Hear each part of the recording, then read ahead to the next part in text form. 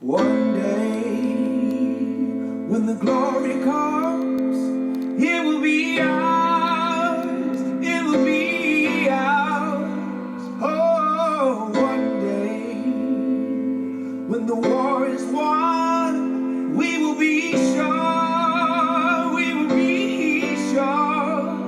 Oh, glory, glory, oh, glory, glory. Hands to the heavens, no man, no weapon formed against, yes, glory is destined. Everyday women and men become legends. Sins that go against our skin become blessings. The movement is a rhythm to us. Freedom is like religion to us. Justice is juxtaposition in us. Justice for all just ain't specific enough. One son died, the spirit is revisiting us. True and living in us. Resistance is us. That's why Rosa sat on the bus. That's why we walk through Ferguson with our hands up. When it go down, we woman and man up. They say stay down, and we stand up. Shots we on the ground, the camera panned up. King pointed to the mountaintop, and we ran up. One day, when the glory comes, it will be ours, it will be ours.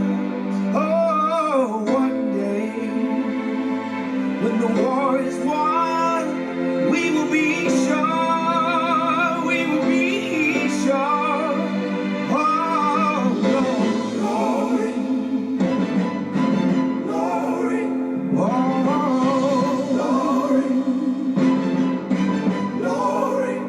Now the war is not over, victory isn't won, but we'll fight on to the finish, and then when it's all done, we'll cry glory, oh glory, oh glory,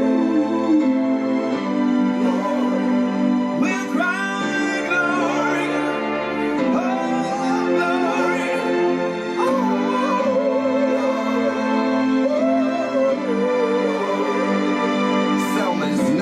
Every man, woman, and child. Even Jesus got his crown in front of a crowd. They march with the torch, we gon' run with it now. Never look back, we done gone hundreds of miles. From dark roads, heroes, to become a hero. Facing the League of Justice, his power was the people. Enemy is lethal, a king became regal. Saw the face of Jim Crow under a bald ego. The biggest weapon is to stay peaceful. We sing, our music is the cuts that we bleed through. Somewhere in the dream we had an epiphany. Now we right the wrongs in history. No one can win a war individually. It take the wisdom of the elders and young people's energy. Welcome to the story we call victory. The coming of the Lord, my eyes have seen the glory. One day, when the glory comes, it will be ours, it will be ours. Oh, one day, when the war is won, we will be sure, we will be sure. Oh, glory, glory,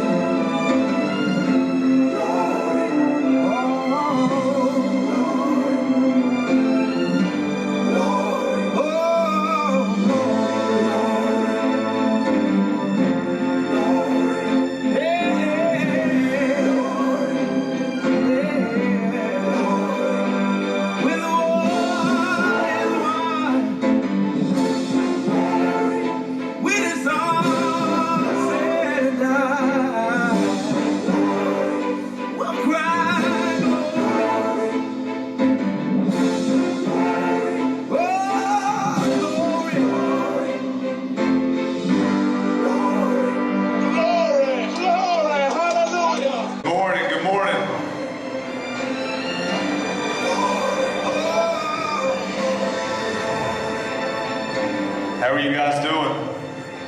Everybody ready for spring break? Almost? Yeah, I know we are. I know we are. Guys, I want to say thank you. Thank you for coming to school today. Okay, we're going to do a Black History presentation for you folks this morning and do another one with our 10th and 11th graders.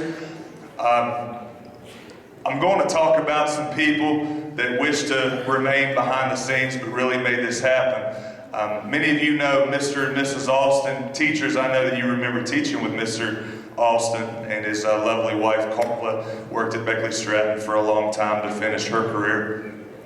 They've made this happen behind the scenes, okay?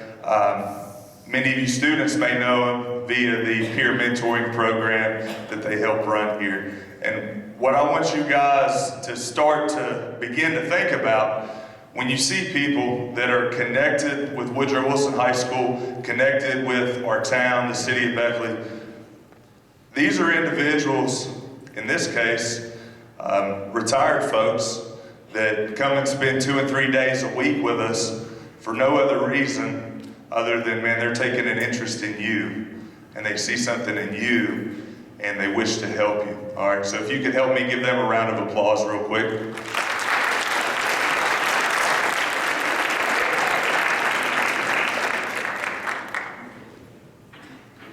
Again, guys, I've talked about it with you at assemblies. I've talked about it in the paper, with people in the news.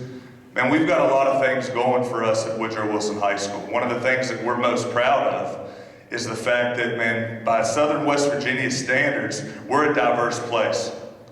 Okay, if you look around to your right and left, we don't all look the same. We don't all come from the same background. We might not believe in the same things. But what you guys get to be a part of at Woodrow Wilson High School that maybe some of our more rural schools don't get to be a part of is the opportunity to prepare yourself to compete in the real world. And when I'm talking about the real world, I'm talking about outside of Southern West Virginia. We're isolated a little bit. Okay, so we have the opportunity to prepare you, all right, to learn how to be respectful to those that are different than you or those who have had different experiences than you. You guys are going to see some familiar places. There's a lot of our students at Woodrow Wilson High School that are going to be leading this presentation and help to make it happen. Okay, so please give them their due respect, as I know you will. You guys have always been incredible, and we couldn't do things like this if I couldn't trust you to behave. Okay, so without further ado, I would like to introduce Miss Say, who helped run our auditorium for a long time, and Miss Say is going to help get us going this morning. Good morning, everyone. Is anybody out there? Good morning, everyone. There you go. Thank you. See, I used to be a teacher, so, you know, I'm going to continue until you finally say good morning. One more time on the count of 3. Good morning, everyone. 1, 2, 3. There you go. All right. Now I know we're here. All right. How many of you have heard the saying, steady as she goes? No? Well, okay, some people, yes. Well, let me explain to you about steady as she goes.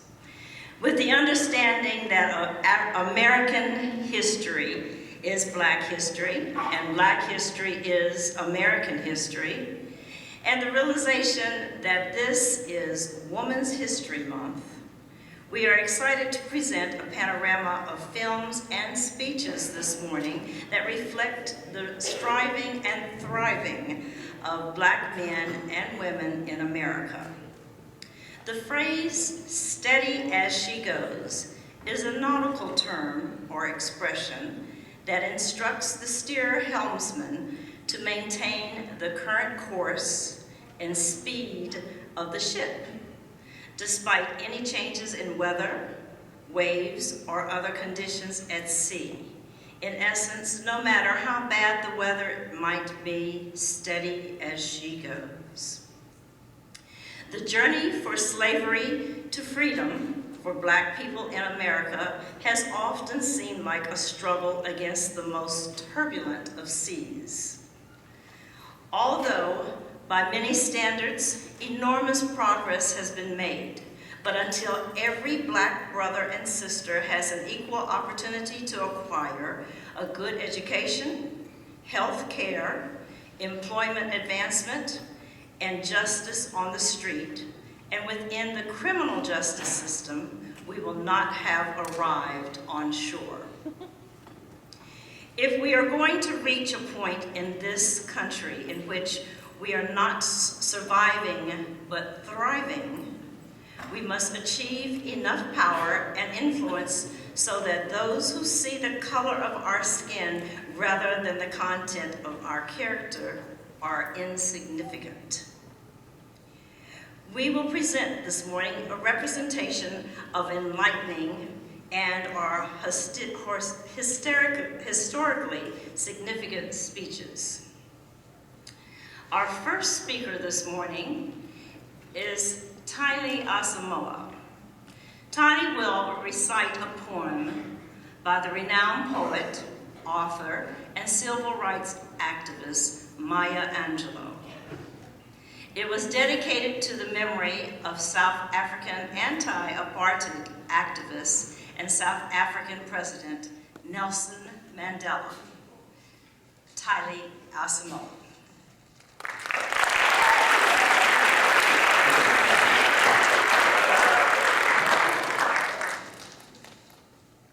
His day is done.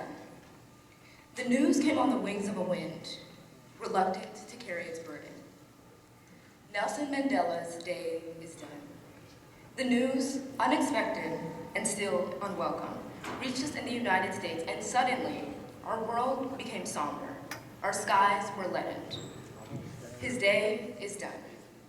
We see you, South African people, standing speechless at the slamming of that final door, through which no traveler returns.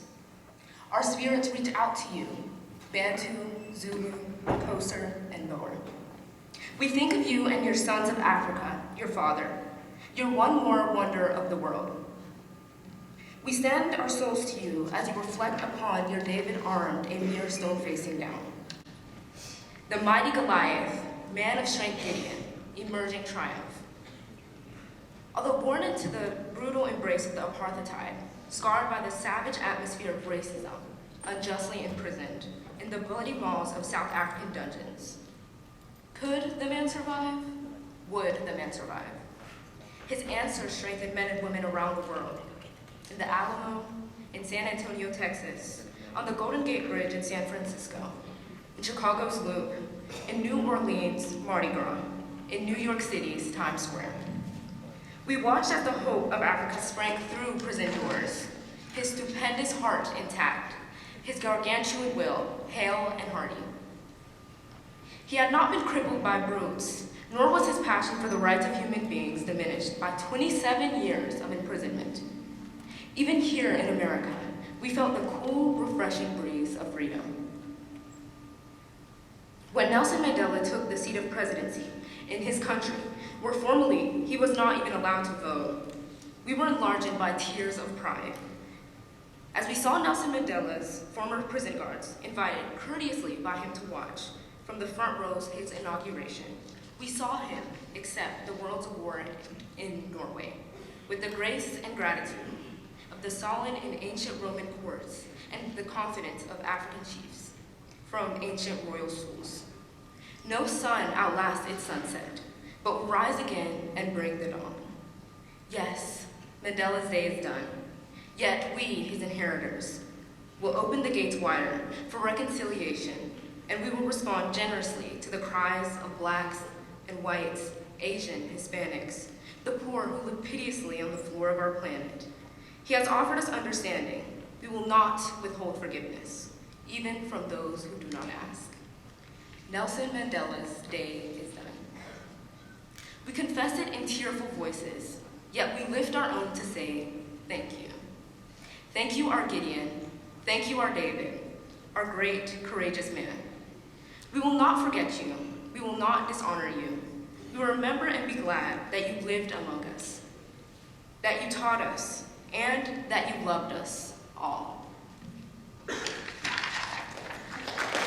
Our next speakers, we have three young men portraying Martin Luther King. Kafela Nelson, Ismail Faya, and Preston Clary will present a speech given by Martin Luther King on April 4th of 1967, entitled Beyond Vietnam, A Time to Break the Silence. It was delivered at the historic Riverside Church in Manhattan, New York. Mr. Nelson.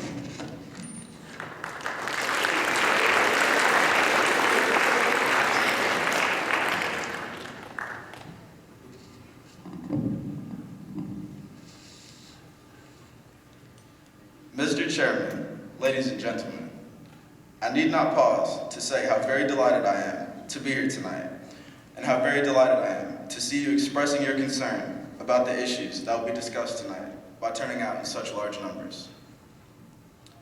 I also want to say that I consider it a great honor to share this program with Dr. Bennett, Dr. Comaker, and Rabbi Heschel, and some of the other distinguished leaders and personalities of our nation. And of course, it's always good to come back to Riverside Church. Over the last 8 years, I've had the privilege of preaching here almost every year in that period. And it is always a rich and rewarding experience to come to this great church and this great pulpit. I come to this magnificent house of worship tonight because my conscience leaves me no other choice. I join you in this meeting because I'm in the deepest agreement with the aims and work of the organization which has brought us together.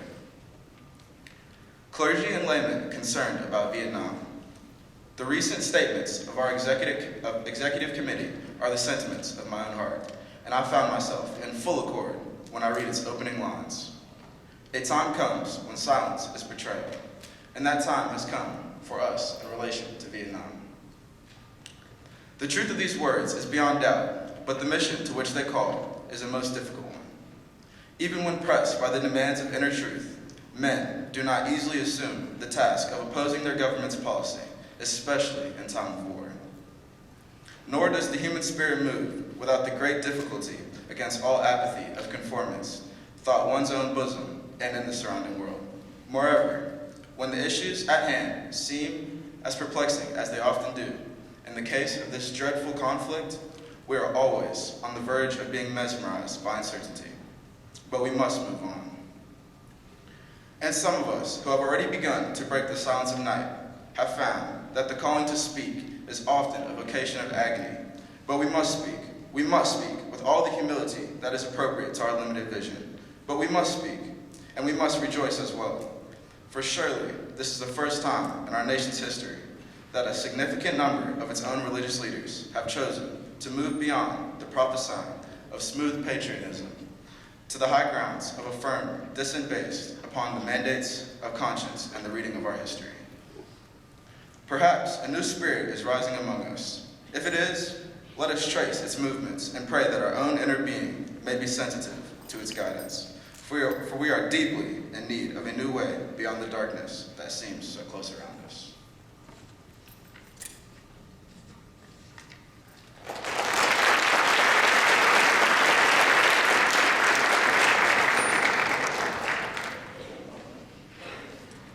Over the past 2 years, as I moved to beg to betray my own silence and speak from the burdens of my own heart, as I call for radical departures from the destruction of Vietnam, many persons have questioned me about the wisdom of my own path. I've heard the concern this courier has often loomed large and loud. Why are you speaking about the war, Dr. King? Why are you joining the voice of dissent? Peace and rights don't mix, they say. Aren't you hurting the cause of your people, they ask? And when I hear them, though I've often understand the source of their concerns, I am nevertheless greatly saddened, for such questions mean that inquirers have not really known me, my commitment, or my calling. Indeed, their questions suggest that they do not know the world in which they live. In the light of such tragic misunderstanding, I deemed it of signal importance to try to stay clearly and not trust them concisely, while I believe that the path from Dexter Avenue Baptist Church, the church in Montgomery, Alabama, where I began my pastorates, leads clearly through this sanctuary tonight. I come to this platform to make a passionate plea to my beloved nation. This speech is not addressed to Hanoi or to the National Liberation Front. It is not addressed to China or to Russia, nor is it an attempt to overlook the ambiguity of the social situation and the need for a collective solution to the tragedy of Vietnam. Neither is it an attempt to make North Vietnam or the National Liberation Front paragons of virtue, nor to overlook the role they must play in the successful resolution of the problem. While they both may have justifiable reason to be suspicious of the good faith of the United States, Life and history give eloquent testimonies to the fact that conflicts are never resolved without trust will give and take on both sides.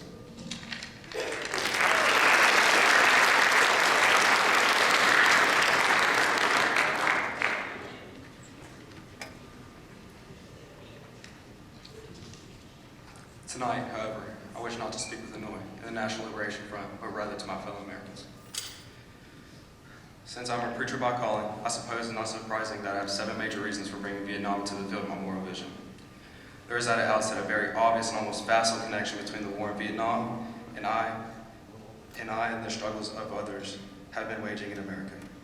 A few years ago, there was a shining moment in that struggle.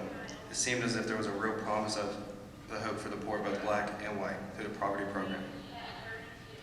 There were experiments, hopes, and beginnings, then came the build up in Vietnam. I watched this program broken and eviscerated, as if it were some idle political plaything of a society gone mad in war.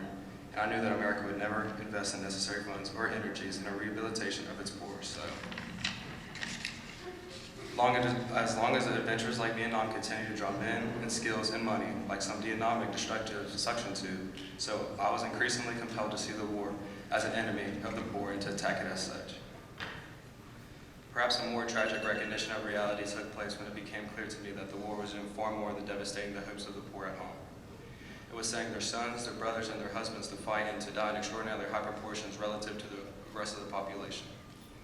We were taking the black young men who had been crippled by our society and sending them 8,000 miles away to guaranteed liberties in Southeast Asia, which they had not found in Southwest Georgia, in East Harlem. And so we have been repeatedly faced with the cruel irony of watching Negro and white boys on TV screens as they kill and die together for a nation that has been unable to see them together in the same schools. And so we watched them in brutal solidarity burning the huts of a poor village, but we realized that they would hardly live on the same block as Chicago.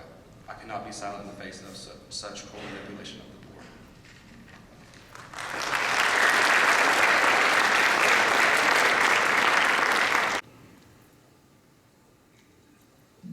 Thank you, Kafela, Ishmael, and Preston. Our next speaker is Lexi Thomas. Lexi will share with us Yari Shahidi's speech entitled "Storytelling is a Way to Rewrite History." Yari is an outspoken American social activist, actress, and producer. She began her career as a child, but Shahidi gained recognition for her starring role as the oldest daughter, Zoe Johnson. Can you tell me in what ABC sitcom? Anybody know? Yes, she was the oldest daughter in the ABC sitcom Blackish. And now I present to you Lexi Thomas.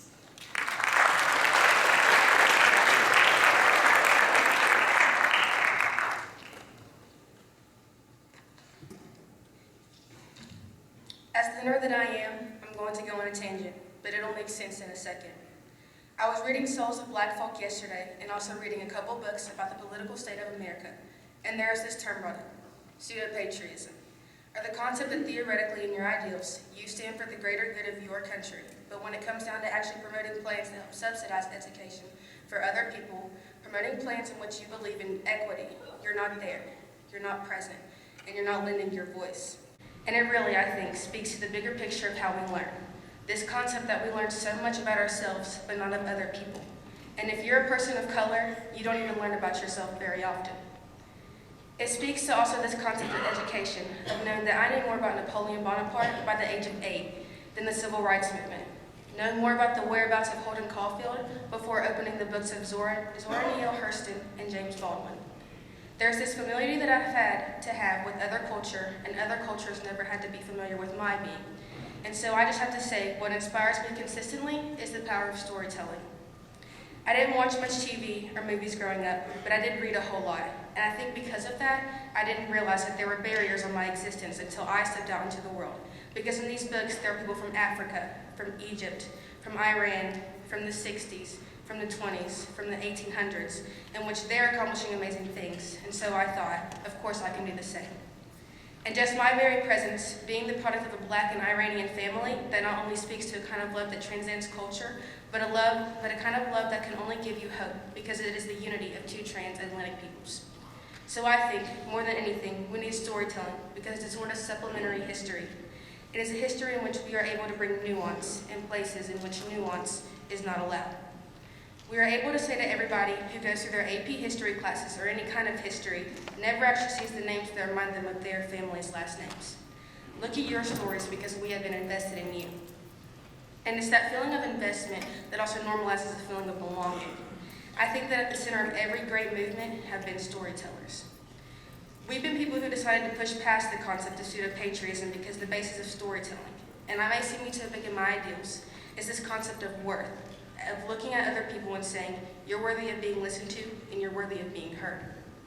And while we are fighting for equity, an equity that I've greatly benefited from, an equity in which I'm able to dream even bigger than I could have even imagined, we also fight for an equity amalgamation, of being able to wake up and where many people have had to choose which identity we fight for, saying we're going to fight for you as a whole human. You're no longer going to have to wake up and choose between the discrimination of being a woman or a woman of color, or an immigrant, or of the LGBTQ community of the labor rights movement. No matter what movement you decide to associate with, you're going to fight for you as a full human, because you should be allowed the space to enter as a full, whole person. And I just have to say, thank you to everyone in this room who, with their stories, have made it a little more possible for us to exist. And thank you for everyone who's been so committed, whether as producers or as people in front of a camera, because who are we, if not each other? Jessica Berry will give a rendition of award-winning actress and humanitarian Viola Davis's speech, We Are All History, given in 2019 at a commencement ceremony for Barnard College in New York.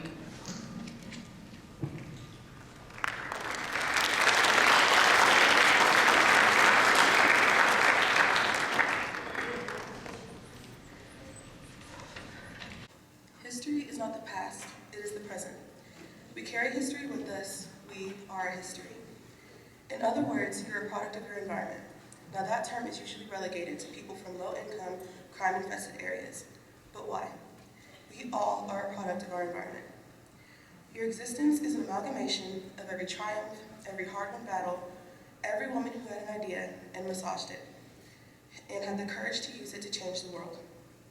Every person who survived slavery, Jim Crow, and the Black Codes, to the Trail of Tears, wars, and passed their dreams on to you, of love, of hate.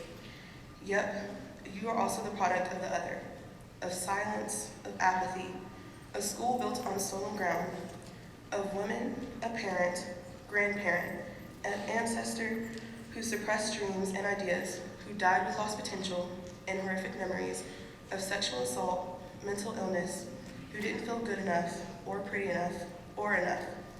Even your anxiety is part of your history, and yet here you are, privileged, blessed, to do what? There are two roads that I see that people usually take.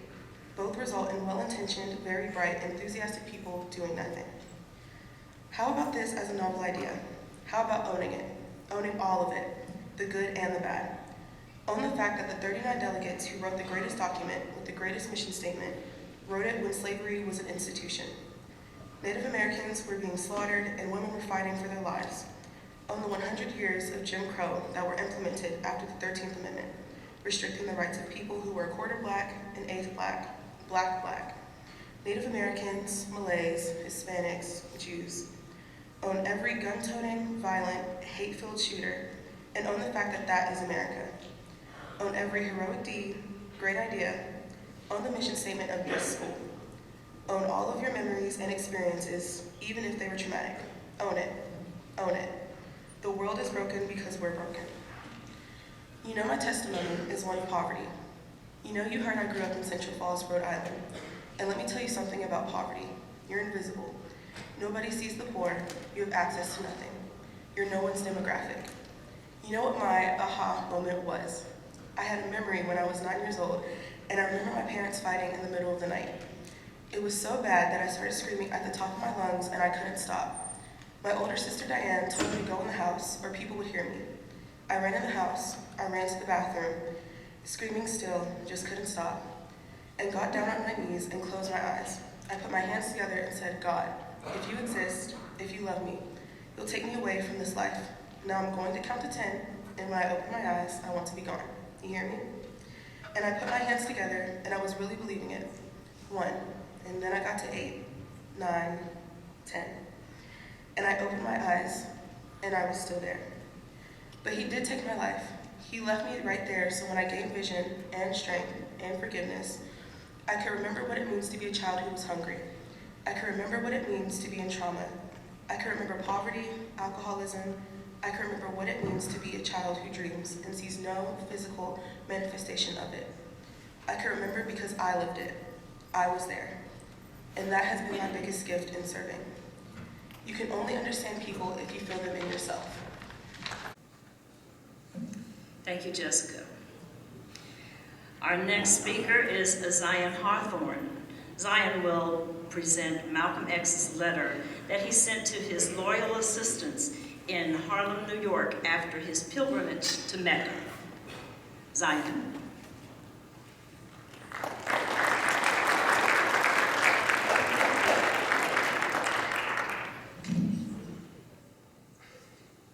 Malcolm X's Al-Hajj Malik El-Shabazz letter from Mecca. When he was in Mecca, Al-Hajj Malik El-Shabazz wrote a letter to his loyal assistants in Harlem from his heart.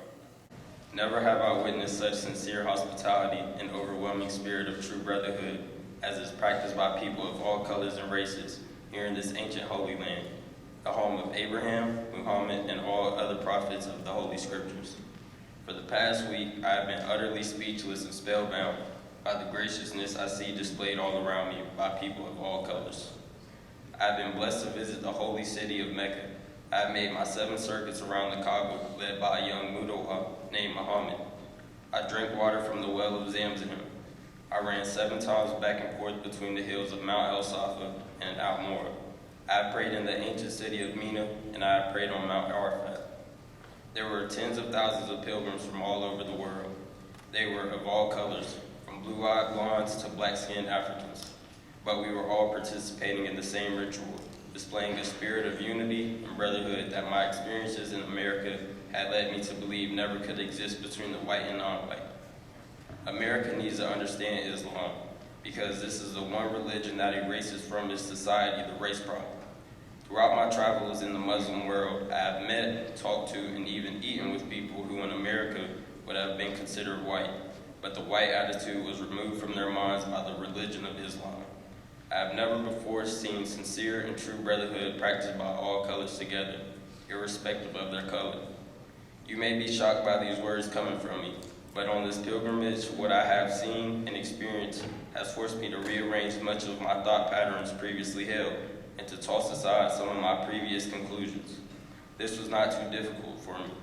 Despite my firm convictions, I have always been a man who tries to face facts and to accept the reality of life as new experience and new knowledge unfolds it. I have always kept an open mind, which is necessary to the flexibility that must go hand in hand with every form of intelligent search for truth. During the past 11 days here in the Muslim world, I have eaten from the same plate, drunk from the same glass, and slept on the same rug while praying to the same God with fellow Muslims whose eyes were the bluest of blue, whose hair was the blondest of blonde, and whose skin was the whitest of white. And in other words, and in the deeds of the white Muslims, I felt the same sincerity that I felt among the black African Muslims of Nigeria, Sudan, and Ghana. We were truly all the same, brothers, because their belief in one God had removed the white from their minds, the white from their behavior, and the white from their attitude. I could see from this that perhaps if white Americans could accept the oneness of God, then perhaps too, they could accept it in reality the oneness of men, and cease to measure and hinder and harm others in terms of their differences in color. Thank you, Zion. Our next speaker is Ama Akan Anam, and she will share Nikki Giovanni's reaction to the mass shooting that killed 32 and wounded 17 on the campus of Virginia Tech, where she taught until 2022. Nikki Giovanni is an American poet, writer, educator, and activist. Her poetry is political and worked to uplift the Black experience in the arts, and as part of the Black arts movement of the 1960s. Ama.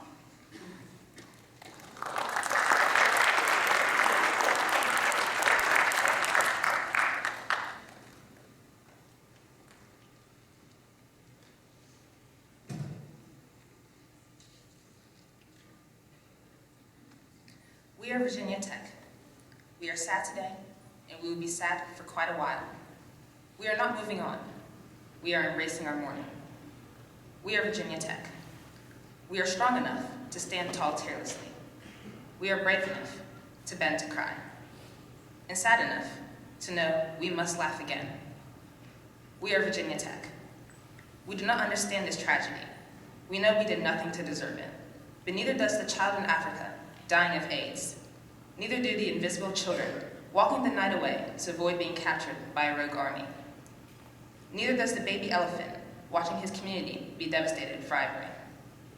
Neither does the Mexican child looking for fresh water. And neither does an Appalachian infant killed in the middle of the night in his crib in the home his father built with his own hands, being run over by a boulder because the land was destabilized. No one deserves the tragedy. We are Virginia Tech. The Hokie Nation embraces our own and reaches out with an open heart and hand to those who offer their hearts and minds. We are strong and brave and innocent and unafraid.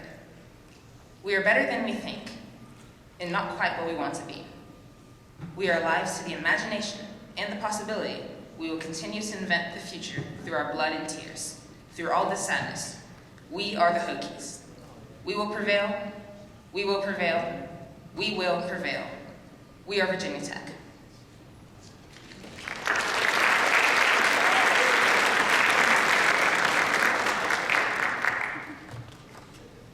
Next, Kofi Akon-Annan will introduce us to Robert Kennedy's impromptu speech to a mostly African-American audience upon the death of Martin Luther King Jr. on April 4th, 1968. Ladies and gentlemen, I'm only going to talk to you for a minute or so this evening because I have some very sad news for all of you. Could you lower those signs, please? I have some very sad news for all of you, and I think sad news for all of our fellow citizens and all people around the world who love peace. And that is that Martin Luther King was shot and killed tonight in Memphis, Tennessee. Martin Luther King dedicated his life to the love and the justice between fellow human beings. He died in the cause of that effort. In this difficult day, in this difficult time for the United States, it is perhaps well to ask what kind of a nation we are and what direction we want to move in. For those of you who are Black, given the evidence evidently that there were white people who were responsible, you can be filled with bitterness and with hatred and a desire for revenge. We can move in that direction as a country, in greater polarization, Blacks amongst Blacks, whites amongst whites, filled with hatred towards one another.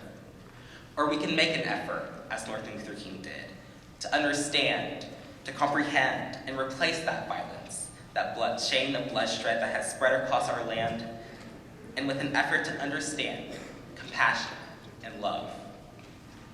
For those of you who are Black and are tempted to be filled with hatred and mistrust for the injustice of such an act against all white people, I would only say that I can also feel in my own heart the same kind of feeling. I had a family member killed, but he was killed by a white man. But we have to make an effort in the United States. We have to make an effort to understand, to get beyond, or go beyond these rather difficult times. My favorite poet was Aeschylus. He once wrote, "Even in our sleep, pain which cannot forget falls drop by drop upon the heart, until in our own despair, against our will, comes wisdom, the awful grace of God." What we need in the United States is not division. What we need in the United States is not hatred. What we need in the United States is not violence and lawlessness, but is love and wisdom and compassion towards one another, and a feeling of justice towards those who still suffer within our country, whether they be white or whether they be Black. So I ask you tonight to return home and to say a prayer for the family of Martin Luther King. Yeah, it's true. But more importantly, to also say a prayer for our own country, which all of us love. A prayer of understanding and that compassion of which I spoke. We can do well in this country. We will have difficult times. We have had difficult times, and we will continue to have difficult times. This is not the end of violence. This is not the end of lawlessness. This is not the end of disorder. But the vast majority of white people and the vast majority of black people in this country want to live together, want to improve the quality of life, and want justice for all human beings that abide our land. And let's focus on what the Greeks wrote so many years ago, to tame the savageness of man and make gentle the life of this world.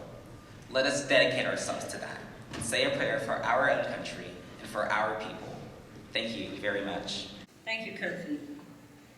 One of our speakers did not show up today, and Ishmael has volunteered to step into his place. So I hope that you are very, very patient with Ishmael, and because he was just given the part literally 2 or 3 minutes ago. Ishmael will deliver an excerpt of the speech given by the 44th President of the United States, Barack Obama, on the occasion of the annual prayer breakfast. The President notes how the international community came to the aid of Haiti when they experienced a major earthquake. Ishmael.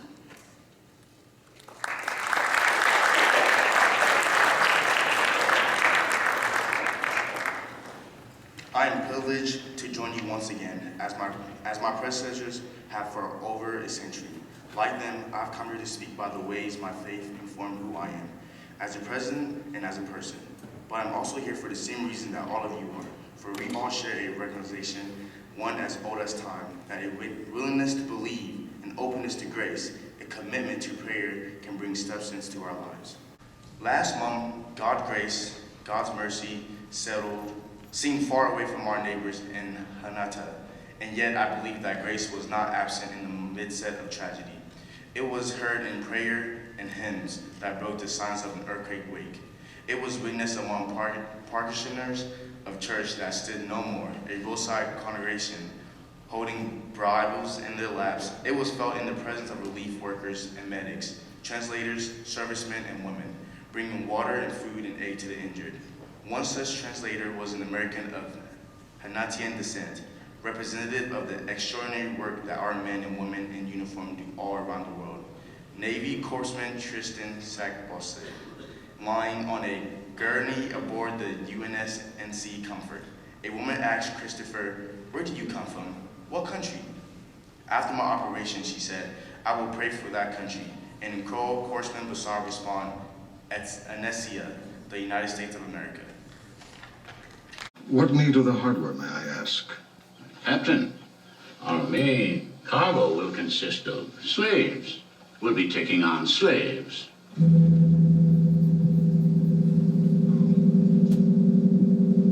I see.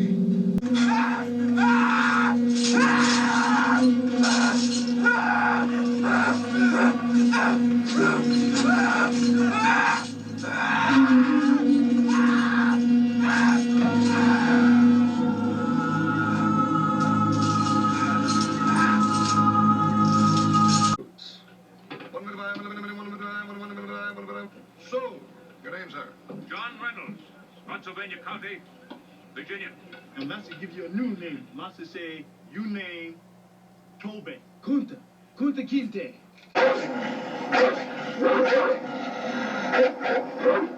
You're going to learn to answer to your name. What's your name? Kunta Kinte. What's your name? My name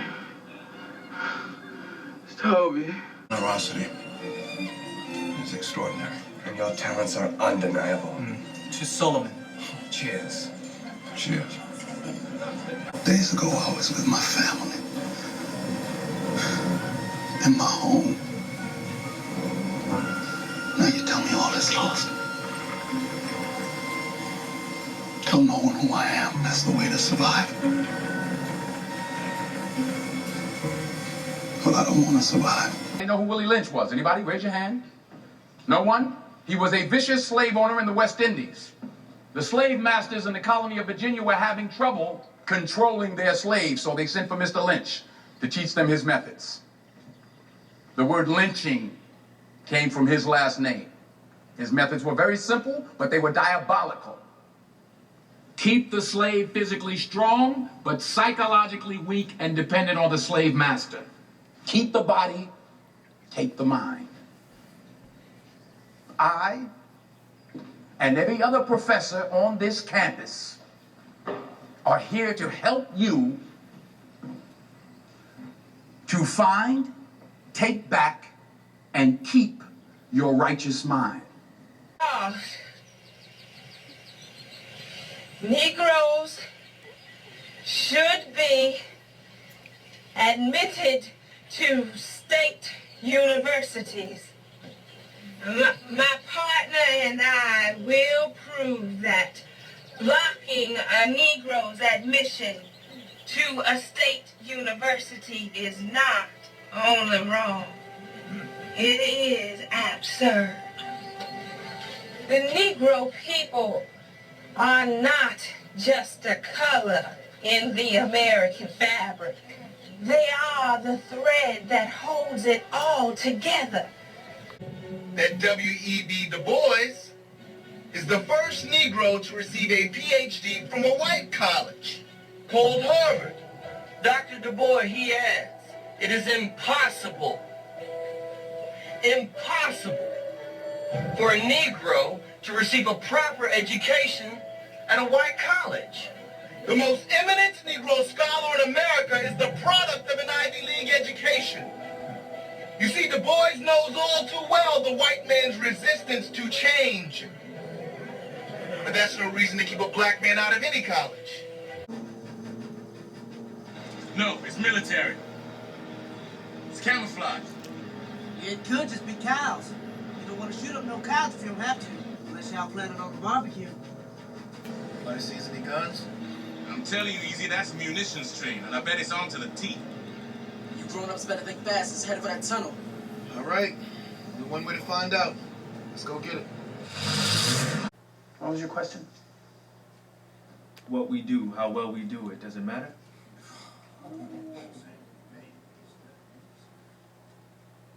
Strafing runs and coastal patrols, they got us out here using planes to mop floors, fellas.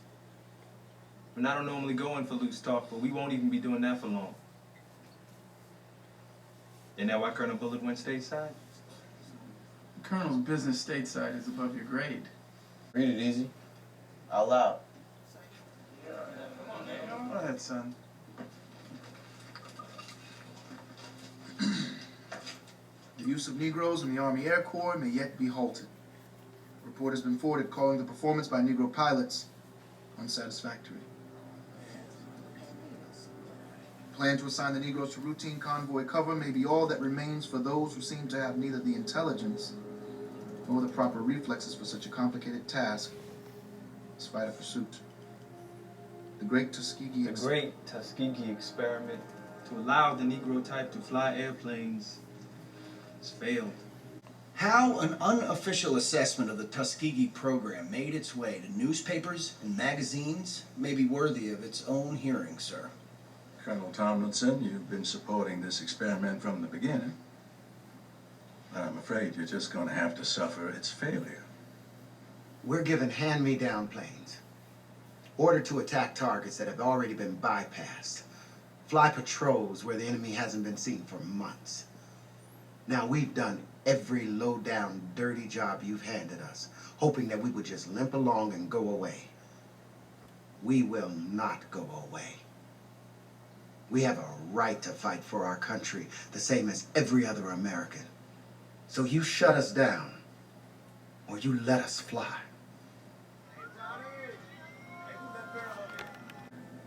You get us that mission, we will light up the board. University of Maryland Law School. It was walking distance from home. They didn't accept colored, so I had to go to Howard. An hour and a half each way by bus and well known as a school for failures. That's too bad. Including how to sue the University of Maryland. You sued them? You bet your ass I did. As soon as I passed the bar. And?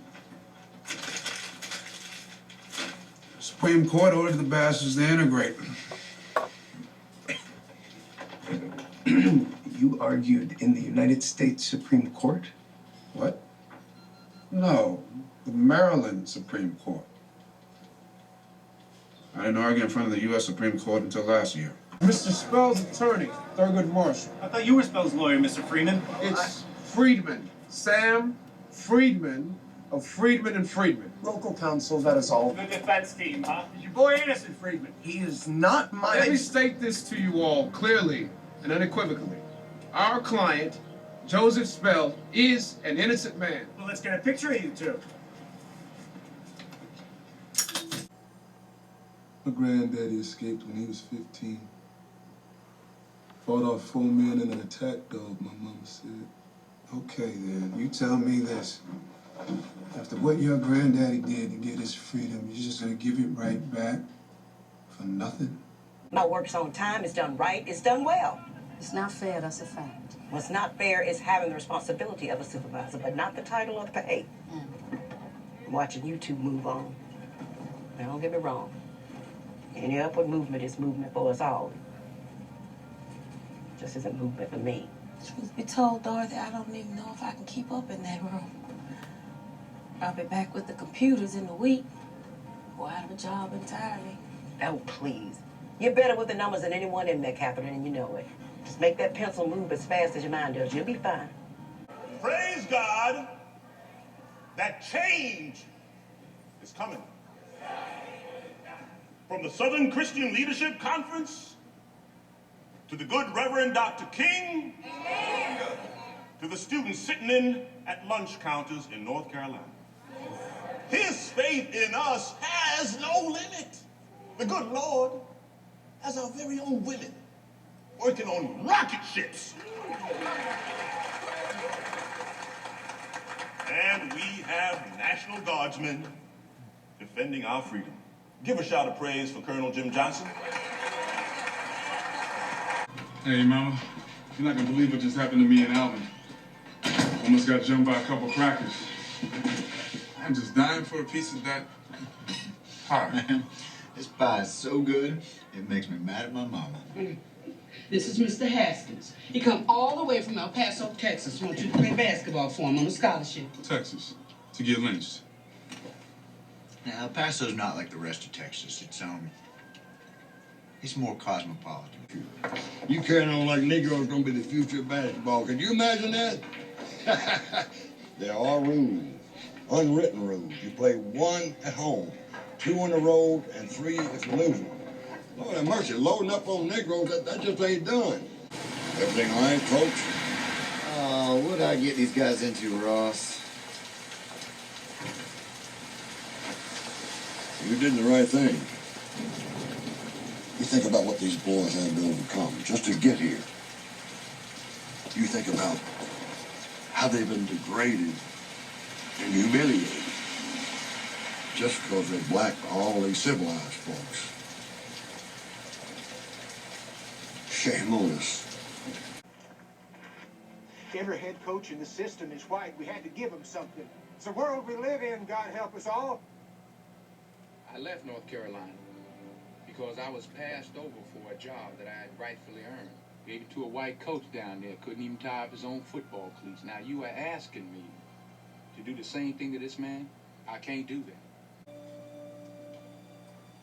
Each one of you will spend time every day with a teammate of a different race.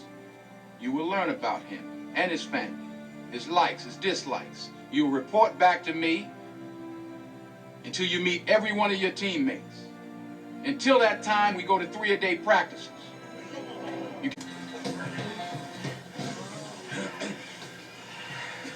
Anybody know what this place is?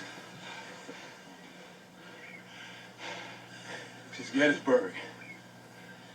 This is where they fought the Battle of Gettysburg. 50,000 men died right here on this field, fighting the same fight that we're still fighting amongst ourselves today. This green field right here, painted red, bubbling with the blood of young boys, smoke and hot lead pouring right through their bodies. Listen to their souls, man. I killed my brother with malice in my heart. Hatred. Destroyed my family. You listen. You take a lesson from the dead. If we don't come together right now on this hollow ground, we too will be destroyed. Just like they were. I don't care if you like each other or not, but you will respect each other. And maybe, I don't know, maybe you will learn to play this game like men. I'm not gonna talk to you tonight about winning and losing. You're already winners because you didn't kill each other up at camp. Tonight, we got Hayfield. Like all the other schools in this conference, they're all white. They don't have to worry about race. We do. But we're better for it, man. Let me tell you something, you don't let anything, nothing come between us. Nothing tears us apart. Greek mythology, the Titans were greater even than the gods. They ruled their universe with absolute power. Well, that football field out there tonight, that's our universe. Let's rule it like Titans. I was awestruck by the story of a man who went from being young, lost, and involved in a life of crime to someone who transformed himself into one of the most important civil rights leaders in American history. It was inspiring to read the story of a man who refused to be defined by the circumstances of his past, and who used self-education to help himself better understand the issues facing Black Americans so that he could better advocate on their behalf. To bring about the complete independence of people of African descent here in the Western Hemisphere, and first here in the United States, and bring about the freedom of these people by any means necessary. Well, today we spend the hour remembering Malcolm X. We begin with Angela Davis, the world-renowned abolitionist, author, activist, distinguished professor emerita at the University of California, Santa Cruz. Her many books include Abolition, Feminism Now, Freedom is a Constant Struggle, and Are Prisons Obsolete? Where you live. Take a real good look at where you live. Not just where you live, but take a good look at where everybody you know lives, right? Because I don't want you to think you just got a bad luck accident, right? Then I want you to go downtown over to Central Park West and take a good look at how he lives. One second, brother. Now listen to me. I know you're a smart man. I can tell you're a wise man. You look good. Now you in here in this church every day. You're in here praying to this guy. I'm telling you, these so-called white Christians, they're hanging out Black Christians from trees, brother. This is the man that hates you. He tells you he loves you, but he doesn't do anything for you. I have to ask, how did we get this mind? You're not an American. You're an African who happens to be in America. You have to understand the difference. We didn't come over on the Nita, the Pinta, and the whatchamacallit. We didn't land on Plymouth Rock. Plymouth Rock landed on us. Landed right on top of us. Cecil, come back here, boy.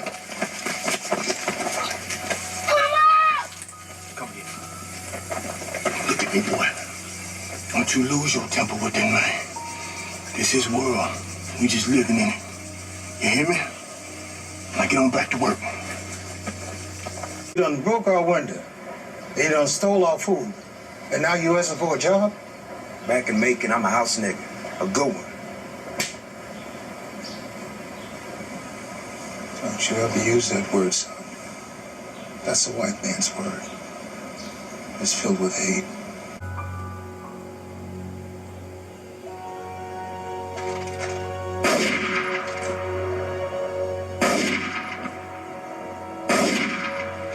Vietnam took my boy, and I didn't understand why we were there in the first place. Let's always turn a blind eye to what we've done to our own. We look out to the world and judge. We hear about the concentration camps. Well, these camps went on for 200 years right here in America. Ngabani. Prince Njobu, son of Azuri. Zimwana kalise kum ukupa nguye, lomtu oti nguye.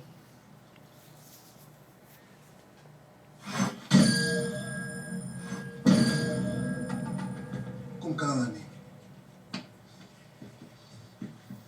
Leave us. This is James. I trust him with my life. He stays. With your permission, King T'Chaka. As you wish. At ease.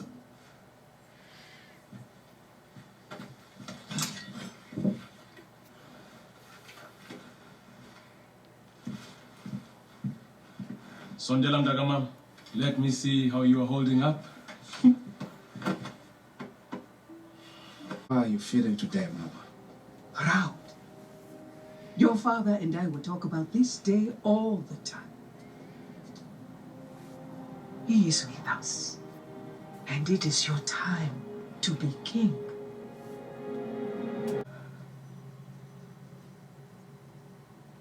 Your brother is with the ancestors.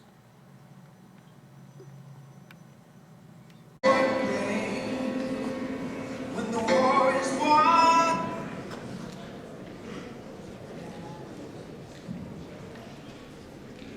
It's been our pleasure to share this information provided through the program with you. I hope you have enjoyed. I'd like to call all the participants out to the stage so you can give them one last round of applause, please.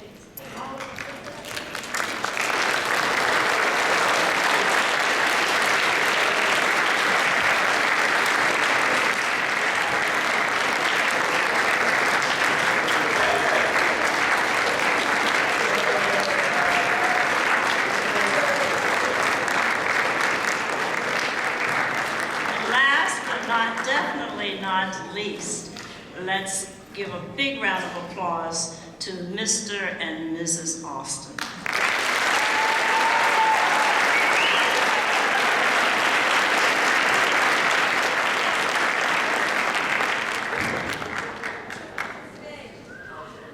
I think Mr. Alston is trying to be shy, but we know that he really is not. Yes. Yes, and Mr. Lacey, who definitely put together all the music and the video, please.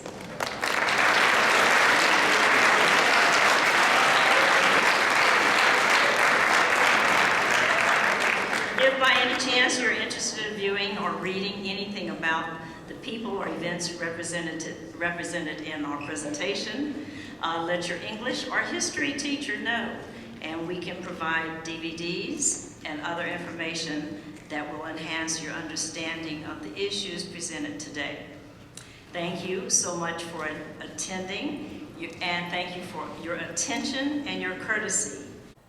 One day, when the glory comes, it will be ours, it will be ours. Oh, one day, when the war is won, we will be sure.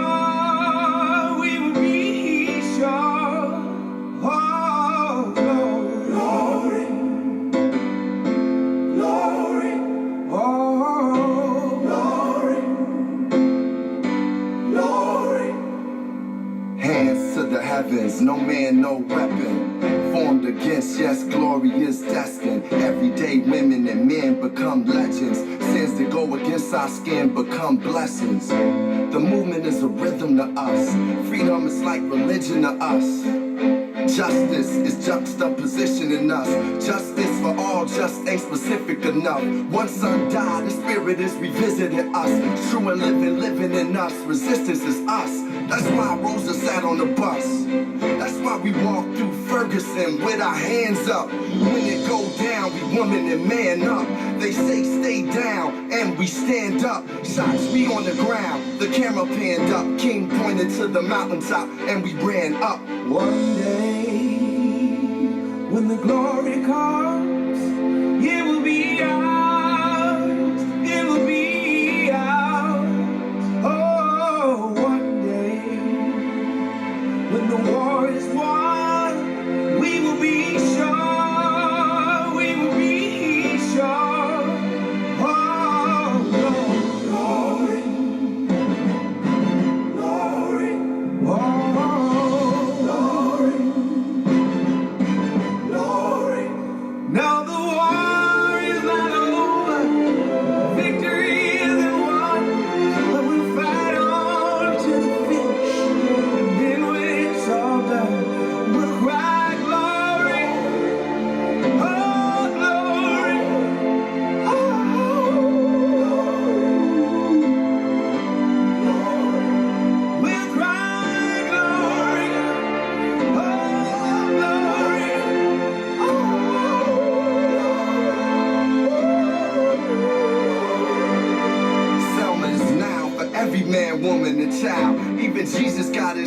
down in front of a crowd. They march with the torch, we gon' run with it now. Never look back, we done gone hundreds of miles. From dark roads, heroes, to become a hero. Facing the League of Justice, his power was the people.